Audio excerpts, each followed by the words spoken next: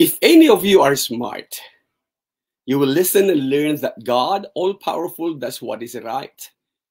God always treats everyone the way they deserve, and He's never unfair. Job 34:10 through 12 CEV. Blessed everyone and welcome to our live stream. Again, this is your brother in Christ, Jose Roniboy Perez Cariaga. Muli naman po tayong bumabate sa lahat-lahat ng mga tumatangkilik ng broadcast nito, sa lahat ng mga kapatiran, sa lahat-lahat ng mga kaibigan natin na patuloy na nanunood at pinagpapala ng Panginoon sa bawat broadcast na napapakinggan o napapanood natin. Anong oras, anong araw, saang dako man kayo ng mundo, sana patuloy na pagpapala ang sumasa ating lahat. Nasa panglimang bahagi na po tayo dito sa Wanted, A Few Good Men, at napili nga po natin si Job. At ito siguro ang last natin kay Job dahil tatalakayin po ng inyong lingkod ngayon ang kanyang epilogue dahil sobra na po yung ginugol natin na panahon sa kanya. Mas maigi nga sana kung yung mamarapatin, sana kung open Bible study, na pag-aaralan natin, hindi verse by verse. Mahirap pa yung verse by verse na pinapaliwanag kagaya ng ginagawa sa mga Bible schools o sa mga seminaryo, kundi bagkos, thematic sana ang pag-approach upang sa ganon maintindihan ng maigi ang mga aklat. Ang nakasanayan kasi, papaliwanag ng bersikulo per bersikulo, tapos nawawala sa konteksto ang ilan. Okay, balikan po natin ang Job or ang aklat ni Job in a capsule. So alam natin that he's just an ordinary man. Isang tao, siguro extraordinary dahil hindi pangkaraniwan talaga. So he's just enjoying his life with his family and his fortunes. And laging sinasabi doon, in all of this, hindi siya nagkasala. Job didn't commit any sin. Pero makikita natin sa isang ordinary man na kagaya ni Job o kagaya ni Job is that he was stripped to the core dahil ginawa siyang exhibit A ng Diyos. And then ulitin natin, it could be that para sa ating reading, para sa ating ikatututo, para sa atin kung bakit nabanggit ang buhay ni Job, kung bakit nasulat ang buhay at ang aklat ni Job. And we see this ordinary man stripped to the core. Unang-una yung kanyang fortunes, gone with the wind. Family, gone with the wind. Health. And even, ang feeling niya is that God is gone. And that God left him na wala nang pakialam sa kanya ang Diyos. So, ang ating pervading question is, where is God in all of this? Nasaan kaya ang Diyos?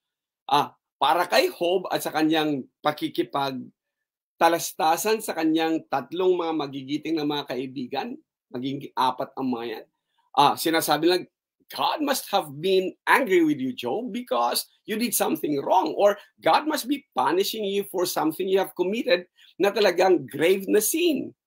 Or yung katwiran ni Job na hindi siguro aware ang Diyos sa mga nangyayari sa akin. And even yung presupposition ni Job naman na God does not care. Does God has any dealing or does God even care? So, where is God in all of this? Kaya sa isang tao, kaya naniniwala ko talaga na nasulat siya for our learning. So, marami din, even if, hingin man natin hindi, marami ang naglo-lawyer for God. Hindi naman sila invited, hindi naman sila hired to lawyer for Him. At ang mga lawyers for God is prejudiced with their own teachings, with their own agenda, with their own, kung paano sila pinalaki, with the tradition they are raised. Kaya, ang mga naglo-lawyer for God, at times, they even misrepresent God. Kaya yun ang kinagagalit ni Job. Kasi sasabihin, God is punishing you, God is disciplining you, God is angry with you. Ang sabi ni Job, for what particular reason? And then, lalabas pa na yung mga naglo-lawyer for God, magkaminsan, they appear to be better than the one they're accusing. They appear to be more righteous kaysa doon sa kausap nila, Kaya sabi nga natin, sa mga panahon ng mga salamay, makikita mo kung sino itong mga lalapit. maniwala ka sa Diyos, higpitan mo pananampalataya, magbasa ka ng Biblia, something like that, or manalangin ka. Or sasabihin pa sa atin magkaminsan, nung ako ang nawalan, ganito ginawa ko eh. So, that is adding insult sa kakayahan mo to think at i-process ang mga nangyayari sa'yo. And what is glaring also dito sa mga lawyers for God, itong tatlong kaibigan ni Job, is that they demand repentance from Job.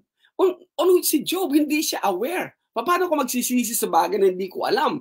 And they demand confession. Alam mo yan, Job, aminin mo na kasi para kang yung accused na iniimbestiga ng mga pulis at tapos mayroong mga good cop, bad cop. Tapos yung ilaw, tapos sasabing, umamin ka na para madali na lang. Umamin ka na para wala nang masyadong maraming usapan. Yet, Job insisted na hindi ito yung aking case. And in so doing, Job questions God. Truth is, Job asked for an audience with God. Nasaan ba ang Diyos at pupuntahan ko siya at kausapin face to face. And I will bring itong mga bagay-bagay nito sa harapan niya.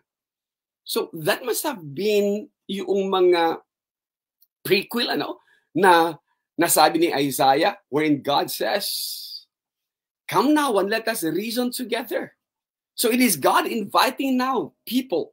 Pero nauna si Job even before Isaiah came in. Kaya it is really for our learning. Isang ordinaryong tao dumaranas ng ganitong mga bagay-bagay and he's asking questions. Where is God in all of this? And then magririnig mo is hindi patanggap.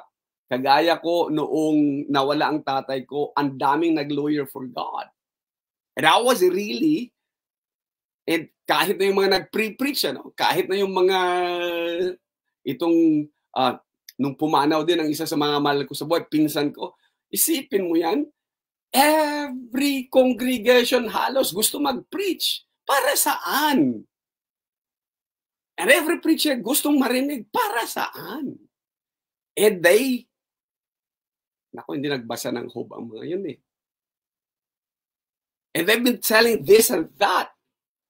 At gagamitin na, hindi naman sana, na ginamit na grandstanding. Pero, they demand, itong mga to, repentance and confession from Job. Yung other relatives and friends naman ni Job, they become distant. Nung makita nilang kalagayan ni Job, they were dismayed and discouraged. If this man, kung itong taong ito, righteous man, naging ganito, how much more kaya sa atin? And what they did is, they dissociated themselves from Job and left Job there. Oh, friends. Friend indeed is a friend in need.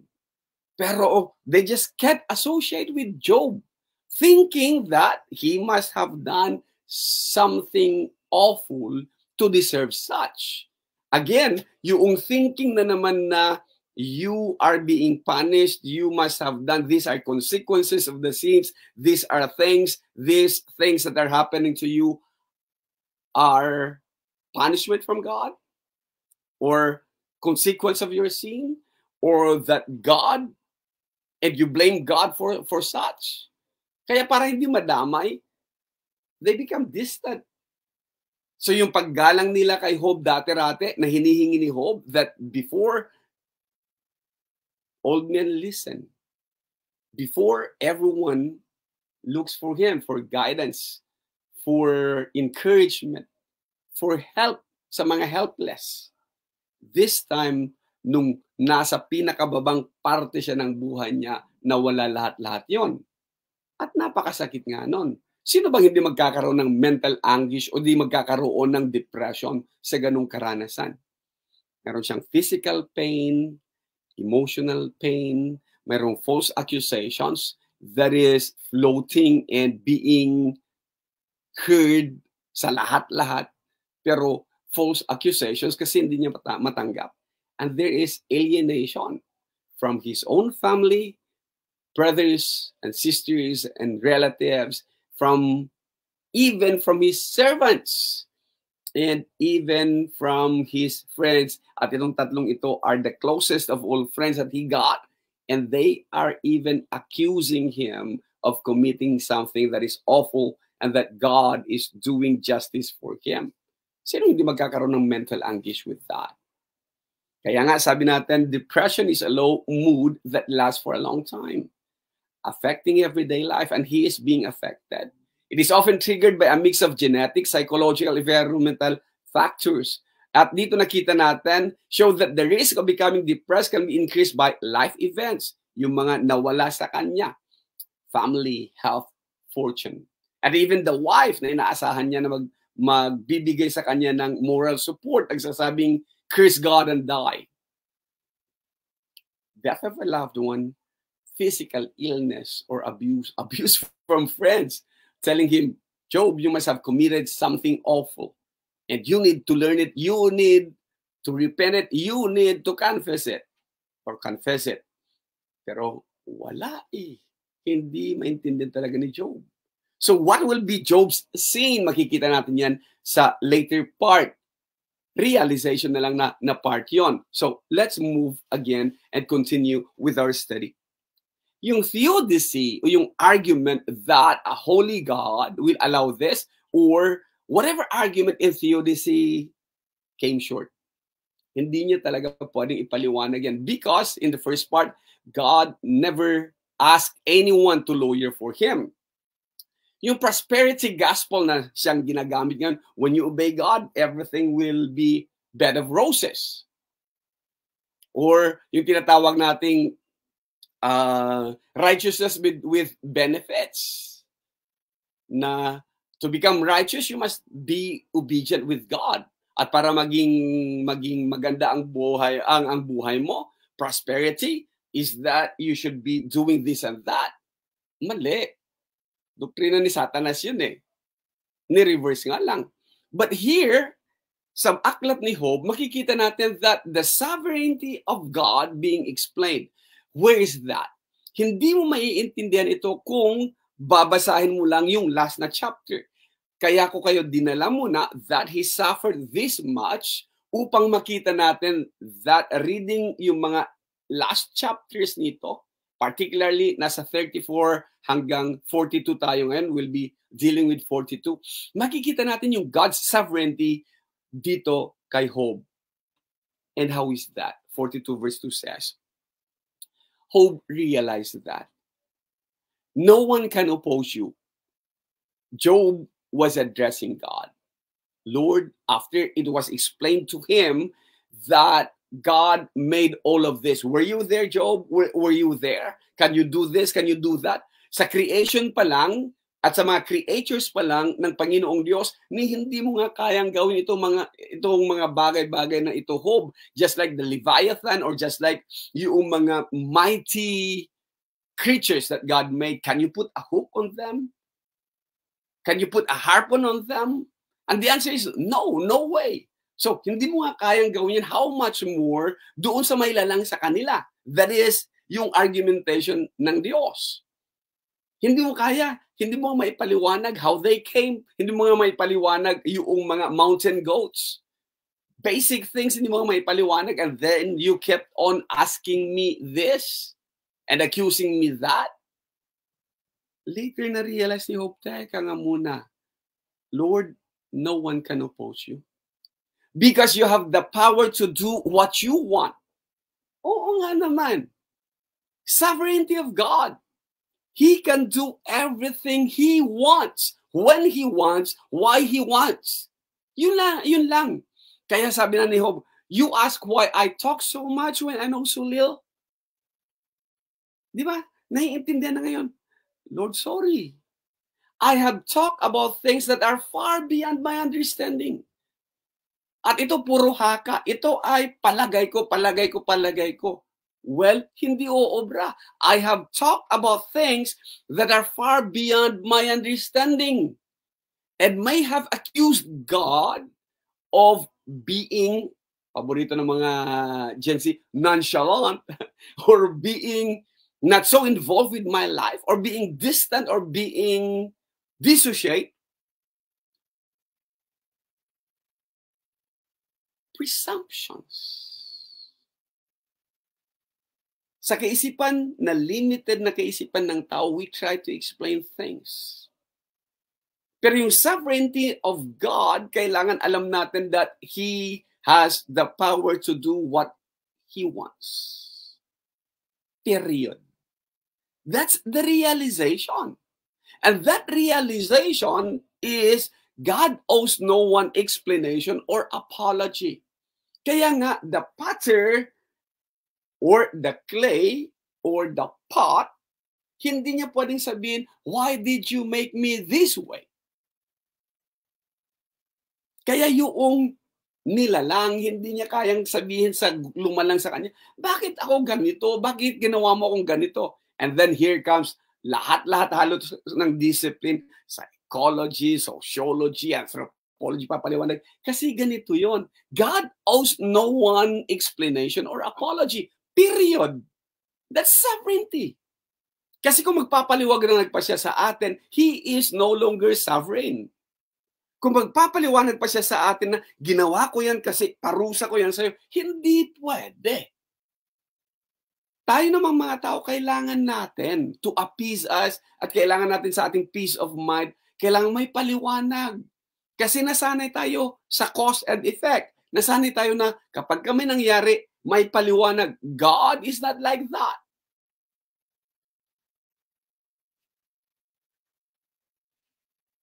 One thing talaga, when we believe God, trust God, we need to trust Him, believe Him who He is, at ano ba ang kaya niyang gawin. One more thing. Sa lahat ng mga pastores dyan, ministro, manggagawa, pare, bishop, and even the Pope, God never asked anyone to lawyer for Him, period. Hindi niya hiniling. Hindi niya sinabing, hey, paliwanag mo yung ginawa ko para sa kanila. Paliwanag mo yung ginawa ko para sa kanila. Hindi rin pwedeng sabihin na, kaya nga sabi ng Panginoong Jesus, the wind will blow kahit saan niya gugustuhin. Ramdam mo, pero hindi mo alam bakit umihip dyan sa panahon na yan, bakit umihip sa direction na yan. Kaya mong i-predict saan siya patungo, kaya mong malaman saan nanggagaling, saan siya patungo, but never na maipaliwanag mo, bakit umihip ang hangin dyan? God never asked anyone to lawyer for Him. Period. Pero ang daming mga maaalam, nagmamarunong, ipapaliwanag, kaya nangyari sa yun dahil dito. Psychology, sociology, lahat-lahat ng mga studies na to, magsasabing ganito kasi yon. At mga magmamarunong ng mga pare, ministro, pastores, ganito kasi yon. God never asked anyone to lawyer for Him. And itong matindi, God corrects those who misrepresent Him. So, mas maganda nga, sabi ko, the best comfort that you could give is zipper your lips. Zipper your mouth. Saan ang batayan natin? 42 verse 7. The Lord said to Eliphaz, what my servant Job has said about me is true. Na ano yun? You have the power to do anything you want. You are the creator. You are the maker of all things. You are the omnipotent, omniscient God, and omnipresent God. The God that does not change. The sovereign God. You are God. And He says, I am angry with you, Eliphaz, and your two other friends for not telling the truth. Sipin niyo yun? Diretsahan, no? I am angry at you and your friends for not telling the truth. Not telling the truth about Job. Presumption ang nanaig sa inyo eh. Hindi kayo nag-research sa maigi. Na-research nyo lang yung how deep yung sorrow niya, how hard yung life na inaabot niya. Hanggang dun lang ang inabot niyo. Hindi niyo tinanong si Job. So you thought that he must have had or he must have done something awful that God punished him for that. Yun ang presumption. It is a punishment from God. You misrepresented God also to be punishing him. And then, bagamat yung mga arguments nila, ang gaganda, no? Looks good, sounds logical also. Yet God says, you were not telling the truth. Corrected by talaga sila. Even yung kaparaanan ng Diyos, hindi sinasabing cause and effect. You do this, God will do this. Hindi rin totoo yun. Kaya nga, God owes no one apology. Hindi rin po pwede yung theodicy. God need not explain to us. Tayo lang nagpapaliwanag sa sarili natin. Sinong dinadaya natin? Kaya si Job,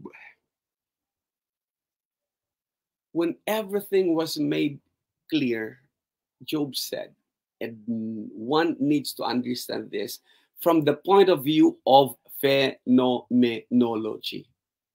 When Job said, I heard about you from others, yun yung kanyang source ng pagkakaintindi. Kagaya din nagsasabihin natin, if you are hearing it from me first time, read the book and then get your own understanding from it para sa ganon magkaroon ka rin ng phenomenology. Ano yung phenomenology? This time kasi sabi niya, now I have seen you with my own eyes. Now I see it as it applied to me. Now I see it from my point of view. Phenomenology is a philosophy of experience. Kaya nga sabi niya, taste and see that the Lord is good. Hindi niya sinabing, listen and hear from others that the Lord is good. Di ba? Paano mo masasabing, God is good? Have you experienced it? No, sabi ng pastor ko. God is good. No, sabi nila eh. Preaching yun eh. Have you ever experienced it? That God is good. Hindi ko mo sinabi ni pastor, sinabi ni brother, sinabi ng tatay ko na mabait ang Diyos. Napatunayan mo na bang mabait ang Diyos? Naranasan mo na ba ang kabaitan ng Diyos? Nagkaroon ka na ba ng konkretong eksperyensya sa buhay na naramdaman mo that God is indeed good? Kung hindi pa, then parot ka lang. Hindi mo talaga kayang pangatawanan that God is good. Na wala kang pinagkaiba kapag ka may sumigaw, God is good. Kasi trinain ka na ang sagot mo is all the time. Tapos pagka binaligtad ang tanong, all the time, sasagot ka ng God is good.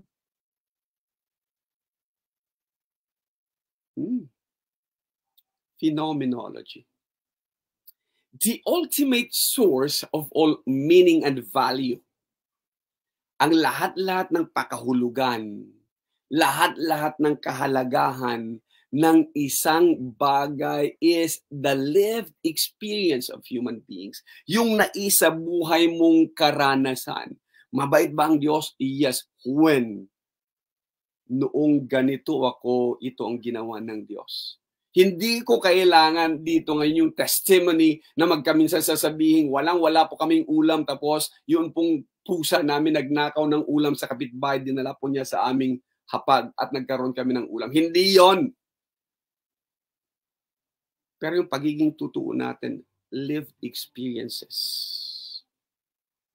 Anong meron ka ngayon na pinanghahawakan mo para masabi mong God is good? Nakagaya kay Job na matapos ang lahat-lahat ng mga bagay na ito, lahat ng mga nakalipas sa kanya, and even lahat ng hinanakit niya sa Diyos, now I have seen you with my own eyes that indeed you're good.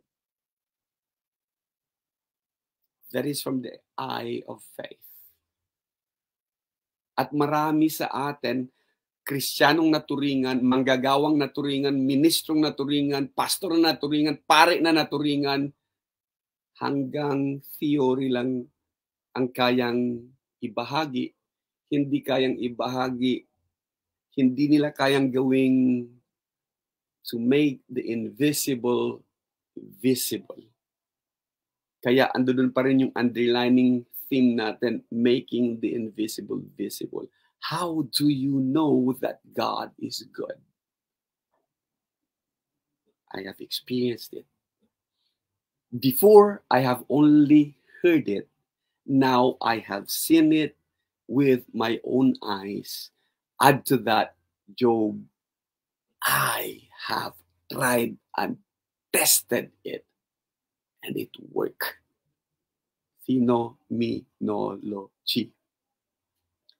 It means first-hand experience. What it means to me may be different to you.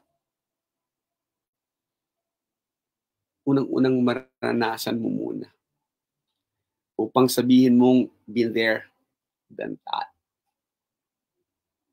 Di ba? Kaso, yung been there, done that, papunta ka pa lang, pabalik na ako, hindi tayo nagkasalubong, yun naman ang sagot ng iba, kundi naranasan ko to, kaya kaya kong ibahagi sa iyo. Kaya ang realization ni Job is, when he had seen it with his own eyes, from the eyes of faith, nung nakita niya lahat-lahat, oh, I talk so much of the things that I didn't know. Yun ang kasalanan ni Job talaga. Job, you talk too much. That is why I hate myself and sit here in dusts and ashes to show my sorrow. Lord, sorry po.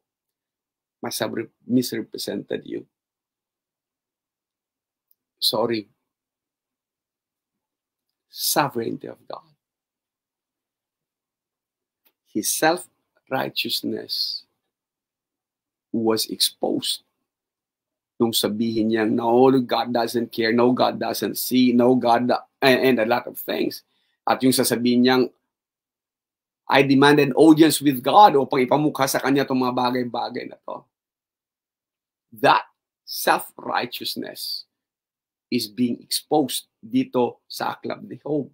Yung pagsasalita niya, talk too much, in-expose dito sa aklat ni Job. And where is that? Anong mga basis natin? If we go to chapter 34 verse 5, Elihu's discourse, makikita natin. Hindi kinontra ni Job itong mga salitang ito. Job claims he is innocent and God is guilty of mistreating him. Di ba? Innocent siya, tapos God is guilty. Job also argues that God considers him a liar. Kasi nga, sa pagpapaliwanag niya na, hindi ko ginawa yan, hindi, and a lot of things. Kaya sabi natin, Job talks so much. God considers him a liar, and that he's suffering severely in spite of his innocence. Yan ang argumentation ni Elihu, na sinasabi niyang, tingnan niyo maigi, is he really innocent? And then, ito yung bombshell na pasasabugin ni Elihu o Elihu ang iba. But to tell you the truth, Job is shameless, walang hiya. Paano mo sasabihin na God is guilty? Sino ka? Hey! Di ba? Parang dati-rate, kapag ka nagsalita ka ng against sa mga magulang mo, ang tingin sa'yo ng lipunan talaga, nung panahon namin, yung henerasyon namin, walang hiya tong batang to. Why? Hindi mo pwedeng siraan ang puno kung saan ikaw naruroon. Kaya sabi niya, Job is shameless. Walang hiya tong Job na to. And here is verse 8. He spends his time with sinners. Teka lang. Unos dili ka. Elihu, what's wrong with that? Di ba? Gusto mo rin bang maging monghe na separate Is it guilty by association or condonation? Kasalanan ba kung kasama ko, nasa mundo pa naman ako, dito sa mundo, maraming makasalanan talaga, lahat-lahat ng kasalubong ko, pati ako, makasalanan, pinatawad nga lang. So is it wrong? Ang ibig sabihin ni Elihu is that he is guilty either by association or condonation. Kasi kapag kasama niya yung mga sinners, wala siyang pinagkaiba sa mga sinners, yun ba? So you condone their thing, you condone what they're doing. Some of them also thought na yun guilty of. Guilty ako. Nung in-expose ko yung the truth about Christmas, sinabi kagad-agad, are you celebrating Christmas? Ginagamit ko ang mga bagay-bagay to teach. So that is not guilty by association or condonation. Kaya, if we could only make, ang ginagawa lang kasi ng iba is, okay, what's this? All Souls Day. Atakihin mo lang All Souls Day, nasaan ang paliwanag? Doctrine of the devil or anything, daling magsabi eh. Mas madaling mag-point talaga eh. Pero ilan nagbabalik sa kanila? 3, 2 yung sinasabing mali yun. 3 nagsasabing mali ka. Or, gusto mong gamitin yung 2 Corinthians chapter 6 verse 7 na sinasabing, be separate. Oo, you are in the company but not with the company. You could see me with my friends. Pero, definitely, I do not condone. Kaya nga nakakatuwa, whenever you are with them, associated with them, sasabihin nila, oops, dandahan tayong magbiro kasi may pastor tayong kasama. Or, wag o-offeran yan. Give him coffee or give him soft drinks. Pero yung association natin, social natin sa kanila, we don't break that. Paano ka pa magtuturo ng iba? Paano ka pa magtuturo ng mga hindi nakakaalam ng katotohanan kung you dissociate yourself from them? Hindi ito yung guilt niya. Hindi ito yung kasalanan ni Job na association lang, kundi condonation must be. Now, verse 9.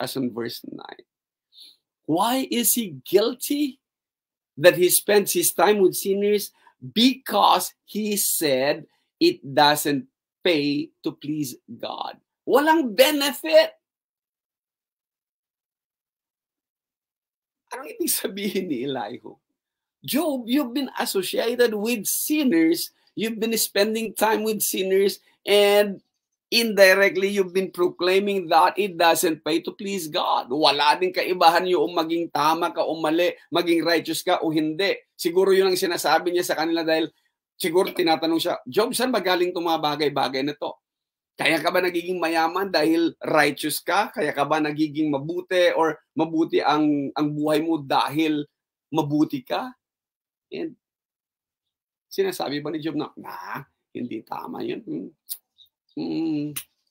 Swertehan lang, mali. Or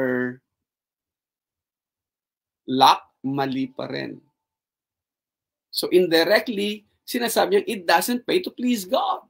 Nangyari, nagkataon, and here is, ini-expose ni Elihu yung ganon na ugali ni Job. So hindi ngayon, innocent si Job. Yung argumento ni Satanas na, binabakuran mo kasi si Job eh. Sabi ni Job, it doesn't pay to please God. Sabi ni Satanas, it is righteousness with benefits. Kaya siya nagprosper because binabakuran mo siya, because binabantayan mo siya, because you bless everything he does. That's why he serves you. Na binabaliktad ngayon ng mga prosperity gospel. Nasasabing, you serve God and everything will follow. Every good thing. Bubuksan ng Diyos ang tarangkahan ng langit sa lahat-lahat ng pagpapala. Ay nako, ito na naman tayo paulit-ulit sa ganung ma-argumento. Ano ba talagang gusto mo? Are you going to serve God out of love or dahil may benefit? Tanungin natin lagi ang sarili natin for that matter. So, without the epilogue, Ang argumento nga natin, walang rason to be righteous because doesn't pay. And then false representations about God abound. And then yung mga maglo-lawyer sa Diyos, including the theodicy, hindi talaga kasapatan. At ang katanungang, why do good men suffer and why do evil men prosper? Patuloy yan na maglilingker. Kaya nakita natin, God's sovereignty or God is sovereign. He needs no explanation, nor he needs no apology from anyone. He owed no one an apology or an explanation. Kaya yung epilogue niya, yung final section ng aklat, ito ang nilalaman. Epilogue is different from epitaph, ano? Baka iniisip natin, epitaph, ibig mo sabihin, no, epilogue is different from epitaph. Ang epitaph, ito yung written in memory of a person who has died. Ito yung nakikita natin sa mga tombstone, kagaya nito, no? Nasa tombstone niya yan, or kagaya nito na nasa tombstone niya, or kagaya nito, nakakatawa itong tombstone na to. I'm dead, tapos sabi niya, and I approve the message, this message. Ano ba namang tombstone yan? Or this one, little that morning that God was going to call your name. Life, we love you dearly. And then in death, we do the same. It broke our hearts to lose you. You didn't go alone. For part of us went with you. Then God called your name. Or sa mga naglalaro, here's another tombstone or epitaph na nagsasabing, para sa kanya siguro, golfer itong hudyong ito, sinabing, at last, a hole in one. Epitaph po yan, hindi po yan epilogue. Ang epilogue ay ito. Nasa Job, verse 10. Then after Job had prayed for his 3 friends, the Lord made him prosperous again and give him twice as much as he had had before. Okay. Naibalik din pala siya sa kanyang dating katayuan. All Job's brothers and sisters and former friends came to visit him and visited with him in his house. They expressed their sympathy and comforted him for all the troubles the Lord had brought on him. Again, prejudice, presupposition pa rin na it was God that brought all the trouble on him, to him, for him. And then, binigyan na lang nila siya ng money and gold ring. Question ko being is that they did do that before God blessed him? Or noong mayaman na naman ulit siya? Kasi friends with benefit din magkaminsan, ano? And verse 12, the Lord blessed the last part of Job's life even more than he had blessed the first.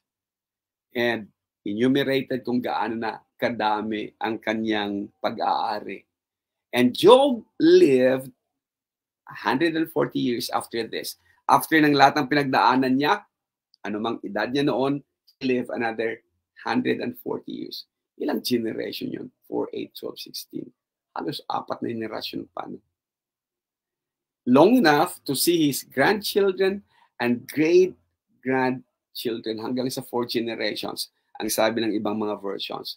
And then he died at a very great age. Job. A love that won't let go. Hindi siya iniwanan ng Diyos. Even sa pagkakamali niya, even when he accused God, when he thought that God left him, when he was mad against God, God's love didn't let him go. Few good men na kagaya ni Job, na nung makita nila, ma-realize nila that they were proven wrong, said, sorry. And this is making the invisible visible. Mga kapatid, ang tanong ko being is this. What will your epilogue be? Ano kayo isusulat nila tungkol sa iyo? Ano kayo isusulat ng mga anak ko tungkol sa akin? O ano kayo isusulat ng iba tungkol sa buhay na isinabuhay mo? Kung ang malalaman lang nila is pinagdaanan mo. Maganda sana kung maganda din isusulat, no? Epilogue. Ang iba, ginagawa nila yan sa mga biography. But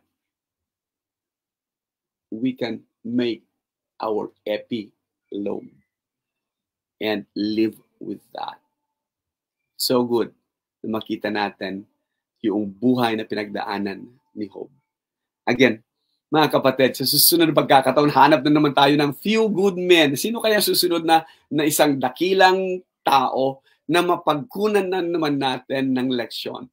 For now, ito po ang inyong kapatid, Jose Ronboy Perez Cariaga. Nagpapasalamat sa patuloy niyong pagtangkilik, ang pagpapala suma sa ating lahat-lahat.